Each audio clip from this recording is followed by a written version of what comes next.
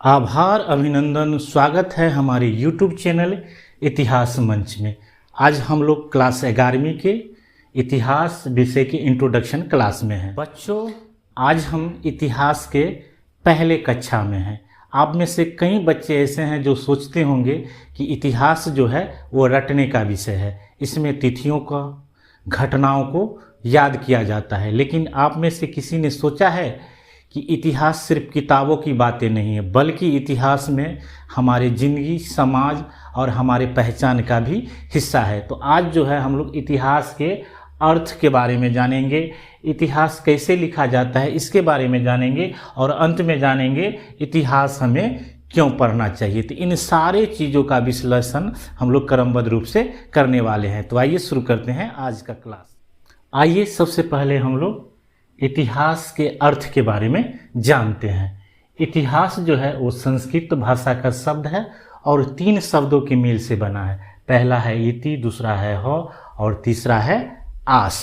अगर इति का बात करें तो इसके अर्थ की बात करें तो इति का अर्थ होता है ऐसा, हो का अर्थ होता है निश्चय पूर्वक और आस का मतलब होता है था, यानी ऐसी घटनाएं जो निश्चय पूर्वक था उसे इतिहास कहा जाता है। इतिहास में घटनाओं का क्रमबद्ध, तथ्यपरक और आलोचनात्मक अध्ययन किया जाता है। इतिहास केवल अतीत के घटनाओं का संग्रह नहीं है, बल्कि उनके कारण, परिणाम और समाज पर पड़े प्रभावों का विश्लेषण है। आइए अब हम लोग देखते हैं कि इतिहास कैसे लिखा जाता है।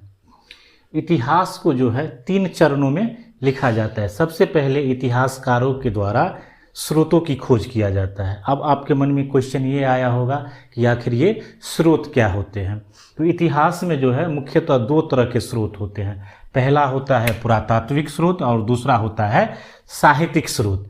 अगर हम पुरातात्विक स्रोत की बात करें तो ऐसे भौतिक अवशेष जो धरती के खुदाई के समय में धरती के जो नीचे से प्राप्त होता है उसे हम लोग पुरातात्विक स्रोत कहते हैं। इसमें मिट्टी के बर्तन, ईंट, मूर्तियाँ, भवन और जीवाश्म होते हैं।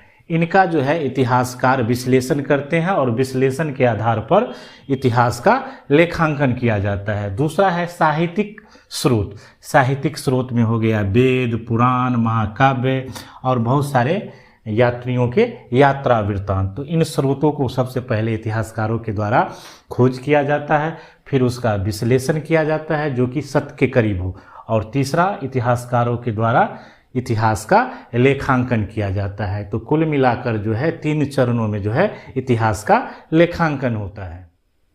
आइए अब हम लोग जानते हैं इतिहास के विभाजन के बारे में। मानव के बौद्धिक विकास के आधार पर भारतीय इतिहास को 3 चरणों में विभाजन किया गया है। पहला है प्रागैतिहासिक काल, दूसरा है आद्य ऐतिहासिक काल और तीसरा है इतिहास काल। सबसे पहले जानते हैं प्रागैतिहास काल के बारे में।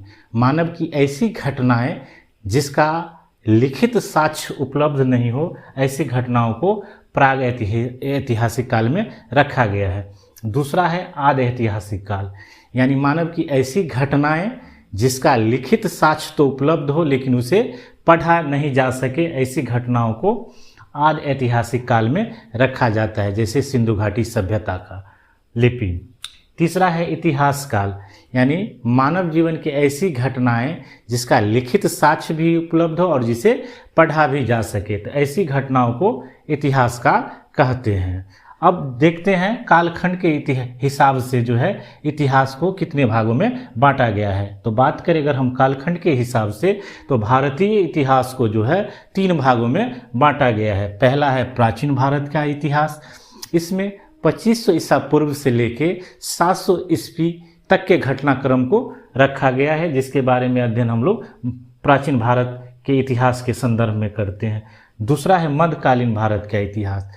इसमें 700 ईस्वी से लेके 1700 ईस्वी के घटनाक्रमों का अध्ययन किया जाता है। और तीसरा है आधुनिक भारत का इतिहास। इसमें 1700 ईस्वी से लेके अभी तक के इतिहास का जो है अध्ययन किया जाता है। तो इस तरह से जो है इतिहास का विभाजन किया गया है। आइए अब हम लोग इतिहास क्यों पढ़े इसका विश्लेषण करते हैं। देखेंगे कि आखिर हमें इतिहास क्यों पढ़ना चाहिए।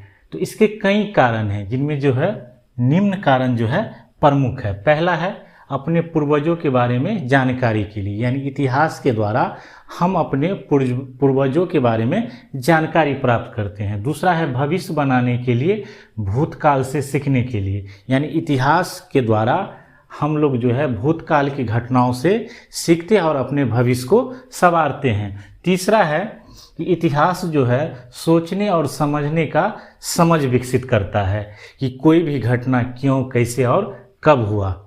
तो इस तरह जो है इतिहास जो है इन कारणों से जो है हमें पढ़ना चाहिए। उम्मीद करते हैं कि आज का ये क्लास आपको अच्छा लगा हो।